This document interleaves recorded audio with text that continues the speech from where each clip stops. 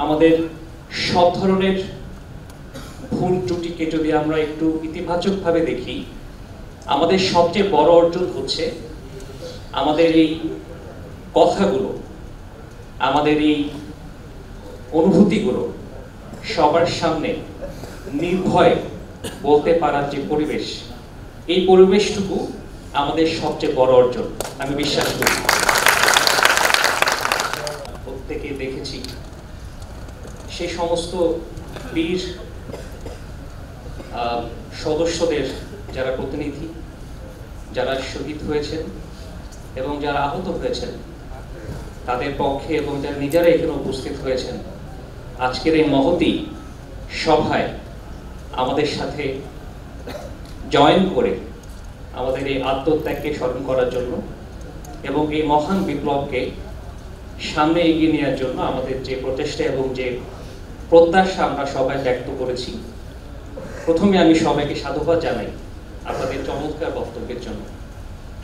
যেমনটি আমার পূর্বের বক্তা বলে গেলেন যে আমাদের এই তরুণ সমাজ যারা একটা পরিবর্তনের নেতৃত্ব দিয়েছে, ইতিহাস বলে যে পরিবর্তন এমনভাবেই নতুন প্রজন্ম আমাদের সামনে নিয়ে আসে, পরিবর্তন এমনভাবেই আমাদের সবার জন্য একটা সুযোগ তৈরি করে দেয়।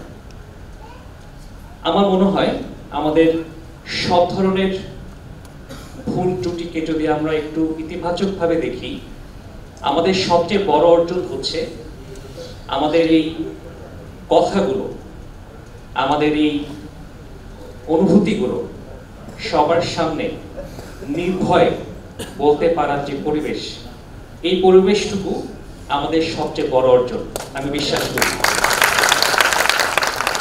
সঠিক প্যাড আর সঠিক তথ্য দিয়ে এসব সামলে নিব এক হয়ে। Mona Lisa sanitary napkin. 30% লোক অ্যাডমিনিস্ট্রেটিভ এবং হয়তো দেখা যাচ্ছে যে নন অনেক জায়গা আছে যেখানে কার্যক্রম করেন।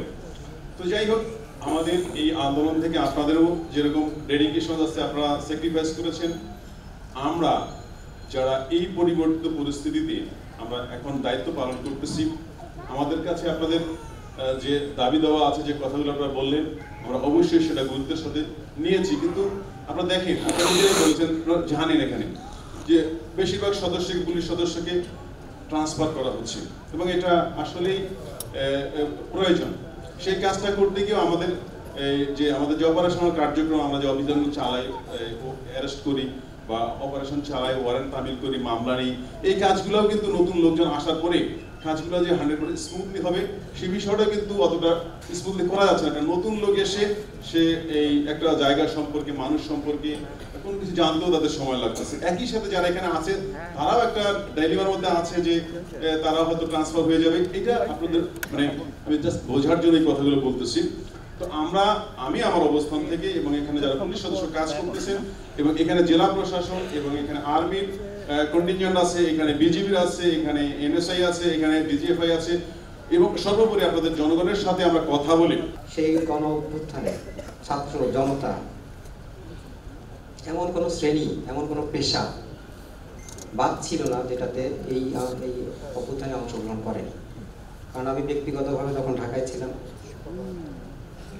হসপিটালে গিয়েছি, দেখেছি ওখানে এমন কোনো পেশার মানুষ নেই যে আহত হয়ে আসছে না। তরতাজা প্রাণ আমার চোখের সামনে দেখেছি। কলেজের বাচ্চা, ফুটফুটে বাচ্চা ছেলে, তার মায়ের হাজারি না দেখলে বিশ্বাস করা যায় না। আজকেও আমরা এখানে ভিডিওতে দেখেছি। যাই হোক, তাদের প্রতি আসলে আমাদের সমাজের, রাষ্ট্রের অনেক দায়বদ্ধতা আছে। কিন্তু একটু উদাহরণ দিয়ে যদি আমি বলি, দেখেন এই স্টেজে যদি অনেক জায়গায় অনেক ময়লা থাকতো তাহলে পরিষ্কার করতে অনেক সময় লাগতো নিশ্চয়ই। কিন্তু যদি অল্প দু এক জায়গায় ময়লা থাকে, সেই আবর্জনাটি আমরা খুব সহজে অল্প সময়ের মধ্যে ক্লিন করতে পারি। কিন্তু এখানে স্টেজের মধ্যে যদি অসংখ্য ময়লা, অসংখ্য আবর্জনা থাকে তাহলে সময় লাগবে। পাশাপাশি যে কোনো কাজ আপনি ব্যক্তিগতভাবে করুন আর রাষ্ট্রীয়ভাবে সরকার করুন, যে কোনো কাজ করতে গেলেই পক্ষে বিপক্ষে মতামত থাকে। যেমন আমাদের একজন বক্তা বলেছেন যে এই যে আহতদের তালিকা হচ্ছে, এই তালিকা নিয়ে উনি ভয় পাচ্ছেন, এটা প্রকাশ যেন না করা হয়। আবার কেউ কেউ বলছে এটা প্রকাশ করা হোক, প্রকাশ করলে এর মধ্যে কেউ যদি অন্য গ্রুপের থেকে থাকে তাদেরকে আমরা চিনতে পারবো। সুতরাং মানে ডিবেট হয়, যে কোনো